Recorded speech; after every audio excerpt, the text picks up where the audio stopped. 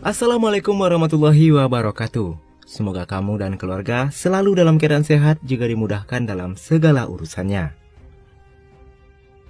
Kali ini kita akan bahas sebuah film yang sangat menarik, banyak pelajaran yang nantinya bisa kita ambil.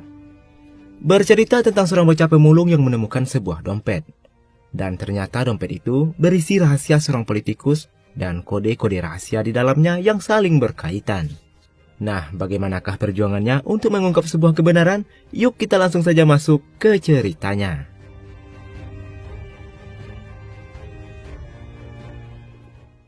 Film bermula di suatu pemakaman di kota Rio de Janeiro, Brazil. Terlihat seorang pria sedang menguburkan peti mati anaknya yang bernama Pia Angelo.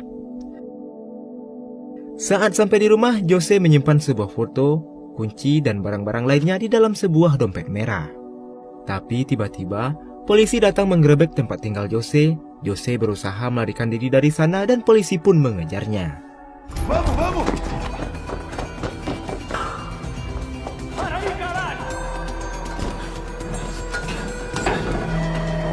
Vai, você pra lá! Para polisi menembak kaki Jose hingga dia terpojok. Jose membuang dompet berharganya ke sebuah truk sampah yang kebetulan lewat di sana.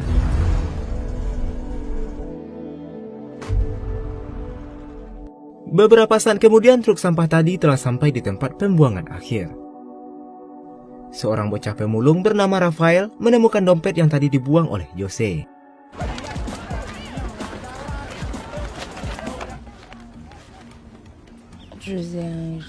Ketika beristirahat, Rafael membagikan sedikit uang kepada temannya yang bernama Gardo.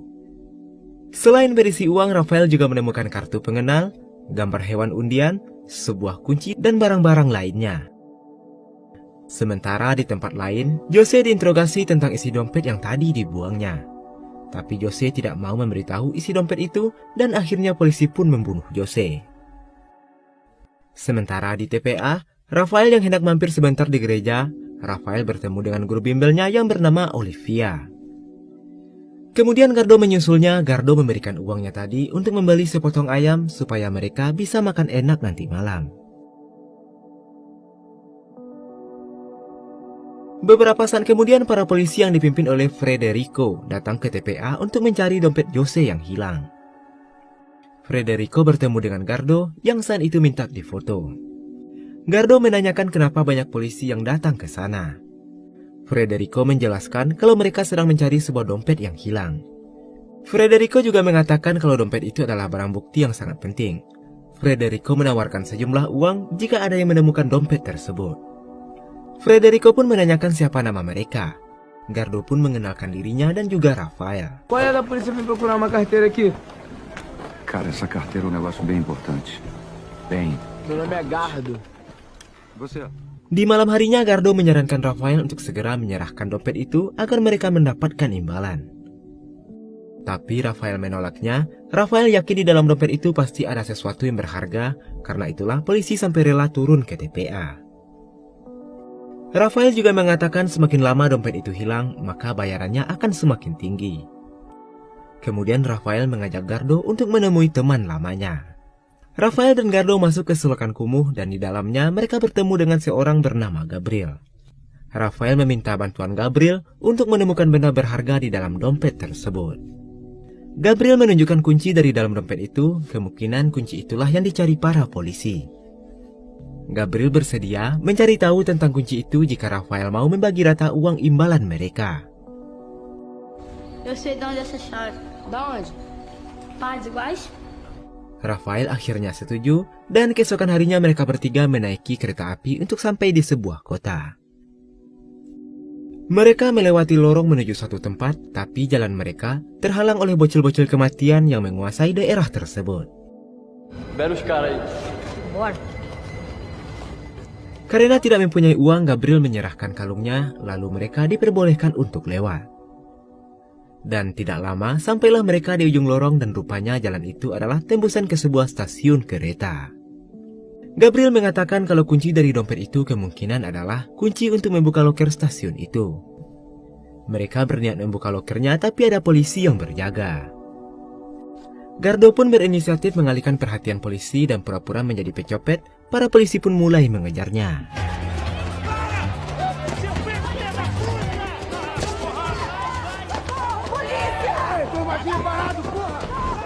Sementara itu, Gabriel dan Rafael membuka loker dari kunci itu. Di dalamnya mereka menemukan sebuah amplop putih. Mereka kemudian segera kabur, sementara para pemalak yang penasaran juga ikut mengejar mereka.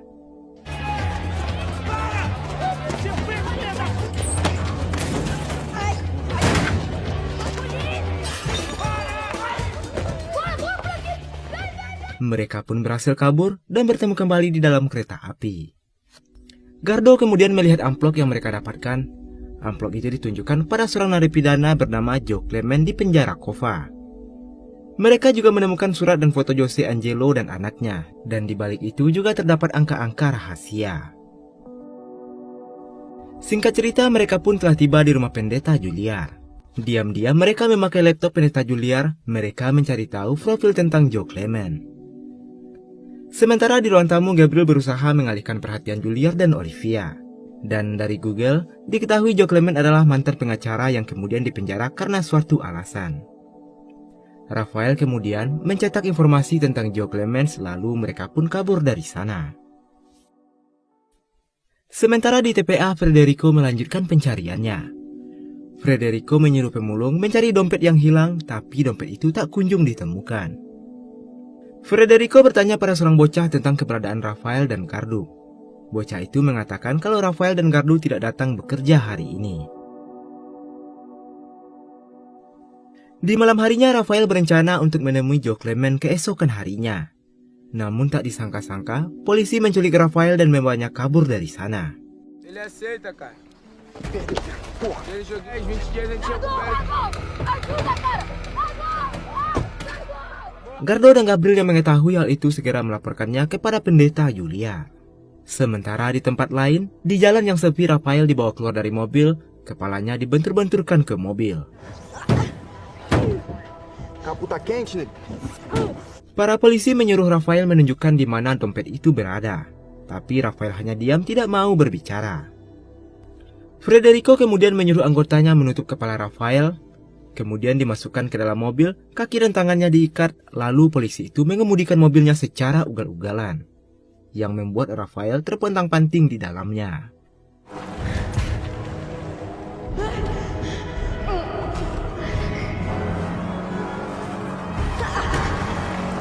Di tempat lain, Juliar dan Gardu mendatangi kantor polisi. Mereka mencari keberadaan Rafael. Namun polisi yang berjaga bilang tidak ada anak kecil di tempat mereka. Sementara di tempat Rafael yang sudah bonyok dibawa masuk ke mobil Federico. Rafael mengakui bahwa dia menemukan dompet tersebut. Federico lalu bertanya apa saja yang ada di dalam dompet tersebut. Namun Rafael hanya diam dan tidak mau memberitahukannya. Kemudian Rafael dimasukkan ke bagasi mobil. Lagi-lagi polisi membawa mobilnya dengan liar hingga Rafael bonyok kesakitan. Sementara di rumah, Juliar dan Gardu kembali dengan tangan kosong. Mereka gagal menemukan Rafael. Juliar hanya bisa berdoa, semoga Tuhan melindungi Rafael. Di persimpangan jalan yang sepi, Rafael diturunkan oleh Federico. Federico menyuruh anggotanya untuk membunuh Rafael. Federico pun pergi dari tempat itu. Polisi yang menurunkan pistolnya bersiap-siap untuk membunuh Rafael. Tapi polisi itu tidak tega melakukannya. Polisi itu membiarkan Rafael hidup dan pergi dari tempat itu. Keesokan harinya, warga menemukan Rafael yang sedang sekarat. Rafael ditandu pulang ke tempat Pendeta Juliar. Luka-luka di tubuh Rafael mulai diobati. Setelahnya, Gabriel bertanya apakah Rafael akan menyerah. Rafael mengatakan bahwa dia tidak akan menyerah sampai mati. Di malam harinya, Olivia pulang dan dia terkejut melihat Rafael dan teman-temannya berada di rumah. Gardu dan Rafael menjelaskan bahwa Rafael baru saja dihajar oleh polisi dan Rafael butuh keadilan. Gardu meminta Olivia menemui seorang pengacara esok hari, yaitu kakeknya sendiri. Beberapa saat kemudian, Rafael mengatakan bahwa dia ingat sesuatu. Para polisi sebelumnya membicarakan seorang pria bernama Santos. Gabriel bilang kalau dia tahu Santos. Gabriel mengatakan Santos adalah seorang politikus kotor yang ingin menjadi wali kota di kota tersebut. Santos tinggal di rumahnya yang berada di dekat pantai. Keesokan harinya, Rafael dan Gabriel pergi menuju rumah Santos, sementara Gardo dan Olivia berangkat menuju penjara. Singkat cerita, mereka pun tiba. Petugas sipir melarang Gardo untuk masuk karena masih anak-anak. Namun Gardo mengatakan ia ingin menjenguk kakeknya dan akhirnya petugas itu pun memperbolehkannya.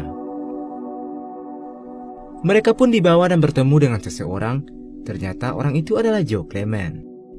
Gardo memberikan pesan terakhir Jose Angelo yang masih dia ingat. Di surat itu, Jose mengungkapkan kerinduannya pada pamannya yaitu Joe Clement. Jose juga bilang bahwa orang yang memenjarakan Joe sebentar lagi akan tertangkap. Jose berjanji bahwa Santos akan tamat. Jose bilang perjuangan Joe melawan korupsi sebentar lagi akan berlanjut. Jose mengatakan kalau pesan itu sampai kepadanya berarti Jose telah mati. Di akhir suratnya, Jose meminta maaf jika selama ini ia menjadi beban bagi Joe Clement. Como é que você sabe isso? A gente achou uma carta dele, do senhor. Se essa carta chegou às suas mãos, é porque eu fui pego. Momento colocar mais peso sobre os seus ombros. O senhor já sofreu demais. Ajuda a gente. Sementara di tempat lain di rumah Santos, Rafael dan Gabriel telah sampai di sana. Mereka bertemu dengan seorang tukang kebun. Di sana Gabriel melihat banyak petugas keamanan yang berjaga-jaga. Gabriel bertanya mengapa rumah Santos dijaga dengan begitu ketatnya. Tukang kebun itu mengatakan bahwa Santos baru saja kehilangan barang berharganya. Tangan kanan bos yang bernama Jose Angelo sudah mencuri uang 10 juta real dan membawa barang-barang penting lainnya. Tukang kebun itu menceritakan kronologinya. Di suatu hari, Santos mengadakan pertemuan di rumahnya tentang pencalonannya menjadi seorang wali kota. Santos menyuap pejabat tersebut agar ia terpilih. Kemudian Jose Angelo dipercayakan menyimpan uang dan buku penting Santos di ruang rahasia.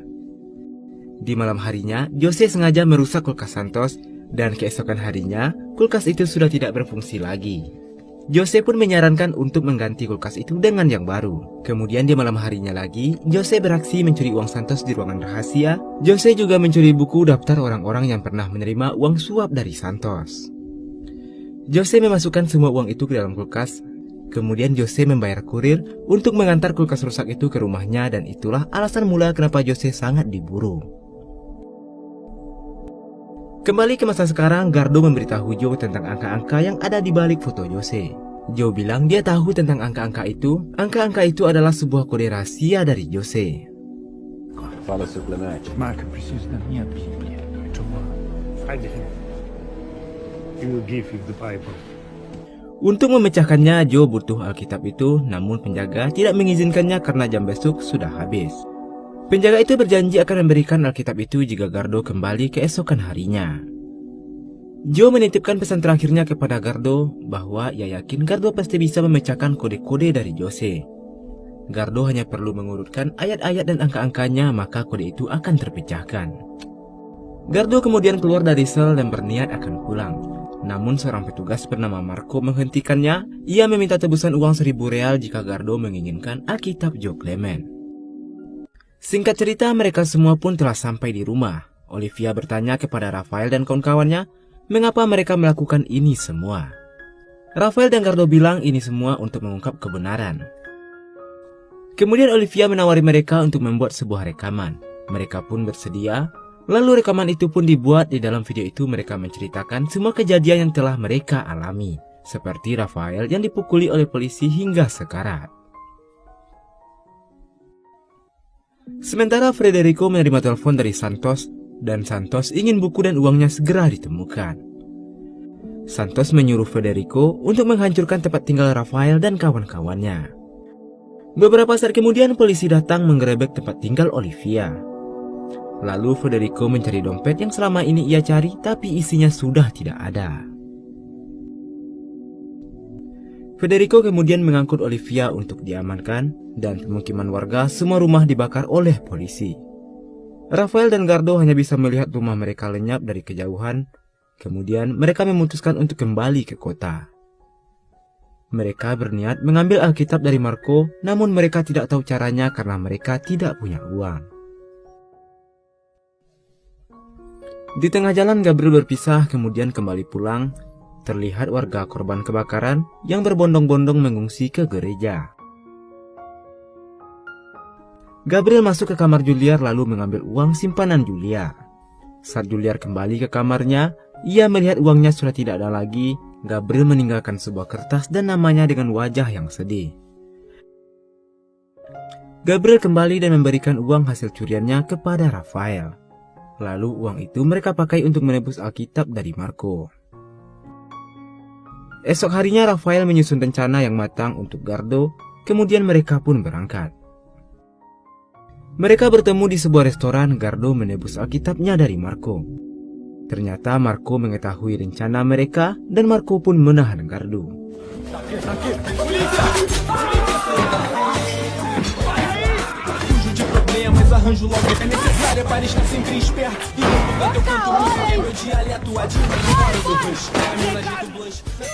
Mereka pun bersembunyi di suatu tempat karena kelaparan.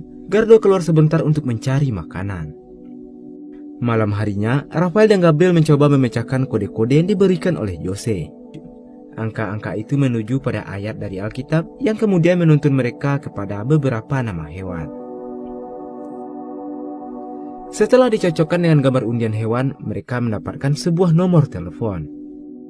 Sementara di pesta, Gardo yang sedang mencari makanan di bak sampah dihampiri oleh seorang perempuan. Lalu tidak lama kemudian polisi datang berpatroli. Gardo segera pergi dari sana. Gardo mengajak teman-temannya untuk segera kabur, dan saat polisi tiba, Rafael dan teman-temannya sudah tidak ada di sana. Pô, tu fala pra caramba, hein? Segura você. Se liga, meu irmão, se liga.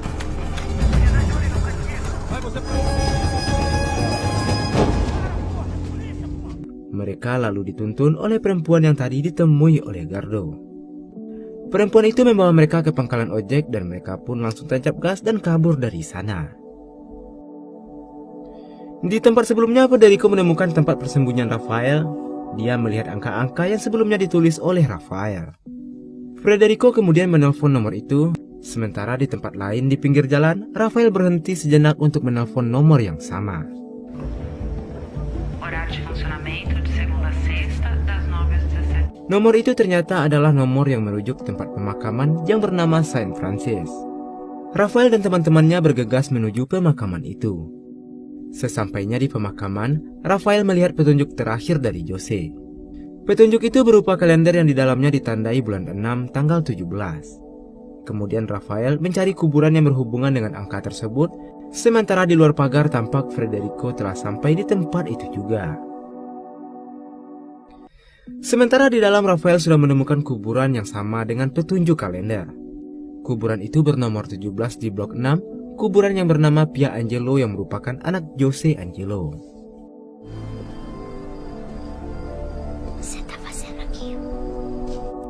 Tiba-tiba muncul seorang anak perempuan dari belakang. Anak itu adalah Pia Angelo.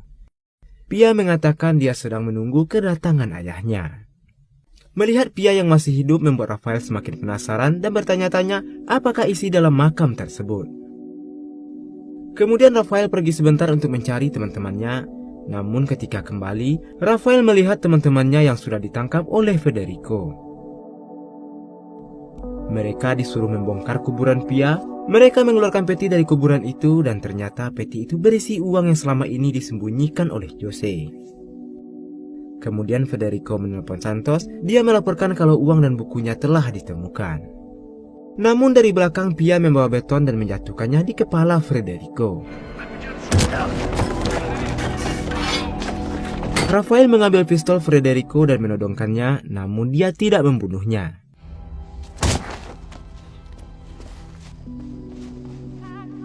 Singkat cerita, mereka pun kembali ke TPA. Rafael dan Gardo pergi ke tempat yang tinggi, sementara Gabriel dan Pia pergi ke rumah Juliar. Gabriel mengembalikan uang Juliar yang sudah ia curi. Saat Juliar kembali, ada kertas bergambar kegembiraan yang ditinggalkan oleh Gabriel. Gabriel juga meninggalkan beberapa kepok uang di laci kerja Juliar. Kemudian mereka membagi-bagikan uang yang mereka dapat dan menghambur-hamburkannya di udara. Sementara di bawah, para pemulung mulai berdatangan mengais uang-uang yang berjatuhan.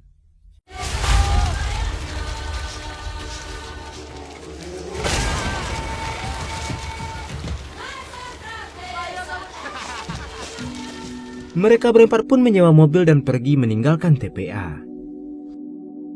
Di gereja, Olivia kembali pulang dan kemudian menanyakan kabar anak-anak kepada Julia. Julia memperlihatkan gambar yang ditinggalkan oleh Gabriel. Gambar itu menunjukkan bahwa anak-anak itu sudah bahagia dan selain itu, Olivia juga membawa sesuatu. Olivia membawa memory card yang berisi rekaman pengakuan Rafael dan kawan-kawannya. Kemudian mereka menyebarkan video itu di internet supaya orang-orang tahu kebusukan Santos dan para polisi. Olivia juga menuliskan daftar orang-orang yang telah menerima suap dari Santos. Beberapa hari kemudian di sebuah pantai di tempat yang jauh, terlihat Pia sedang menonton berita di TV. Tampak Santos yang sedang ditangkap karena kasus suap dan polisi yang terlibat juga ikut diringkus. Video pengakuan Rafael dan kawan-kawannya sudah viral di mana-mana. Akhirnya kebenaran pun terungkap. Rafael, Gardo, Gabriel, dan Pia akhirnya hidup bahagia. Lalu film pun selesai.